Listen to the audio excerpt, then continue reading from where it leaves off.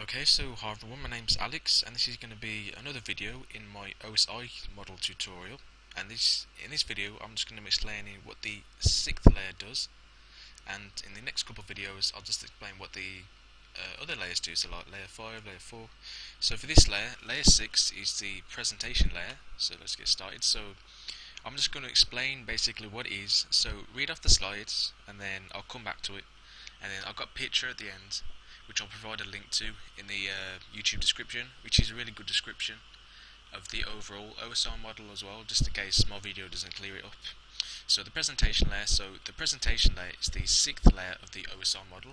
It represents the data that it retrieves to the application layer, and the presentation layer provides functions such as encryption. Although with encryption, it doesn't always have to be at the presentation layer, it can be at the application layer, the session layer, etc. So the presentation layer also makes sure that the data from the application layer can be read by another application layer of a different host by using its conversion functions. So it could be from a data that's already been formatted and then converted into a data that can be read by the application layer. So an example could be from UTF-8 encoding to ASCII encoding, and that's just, for the different types of encoding. And then one application layer could be in UTF, and then when it's transferring it to another application layer on a different system, it might be needed as an ASCII. And that's where the next couple of things come in. So the presentation layer also deals with the delivery and formatting of different types of data for it to be read or processed by the application layer, and that includes file types such as JPEGs, GIFs, multimedia files, video files. So the next thing, translation.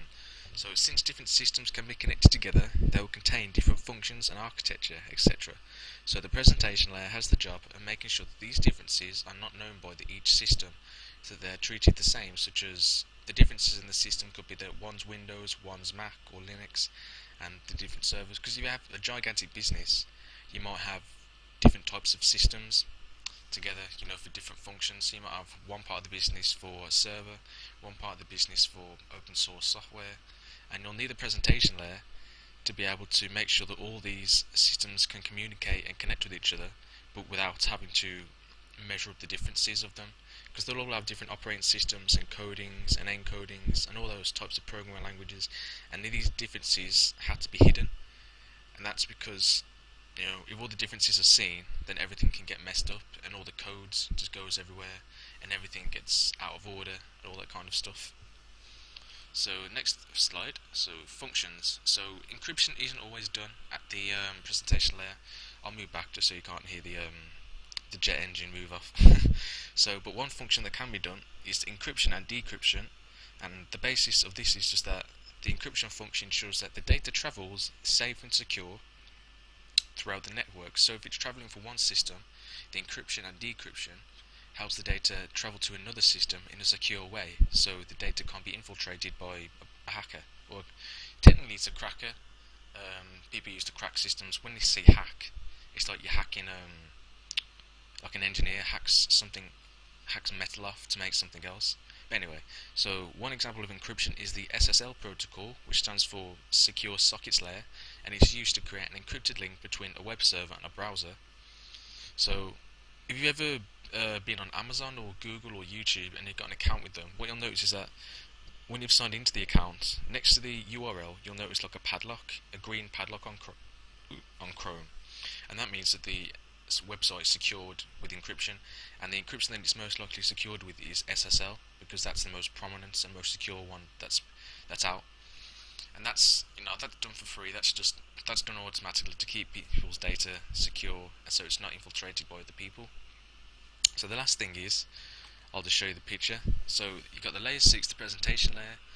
Data representation ensures data is readable, the format of the data structures, and negotiates the data transfer syntax for application layer. That doesn't really matter for now, the syntax. That's going quite deep into it. I'll probably just show you that you don't really need to know about that if you just do like a college course or anything. So I'll just read the bottom two bullet points. So this layer provides data representation and code formatting. It ensures that the data arriving from the network can be used by the application, and it ensures that the information sent by the application can be transmitted on the network. So yeah, that's basically it. So I'll just go through it again. So it's the sixth layer of the OSI model.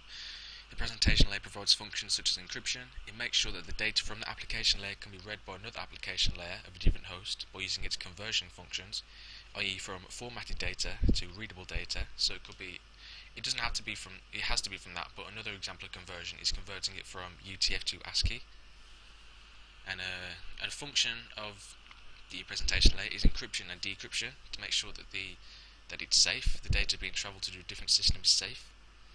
And the last bit is just another picture again. So I'll keep the picture on for a bit and then just explain it. So the data representation ensures data is readable by receiving system. The formats of data, so it formats the data into different types. The data structure, and negotiates the data transfer syntax for application layer. So this layer provides data representation and code formatting. So yeah, that's just about it. So I'll put a link to the description of the picture. It is a really good website. I would recommend looking at it. You know, it's the University of the Western Cape, so I don't know where that is. Crap geography. But yeah, anyway, that's just a basic explanation of the presentation layer. I'll explain the session layer in the next video. And yeah, hopefully you've learned something. And yeah, thanks for watching. See ya. Bye.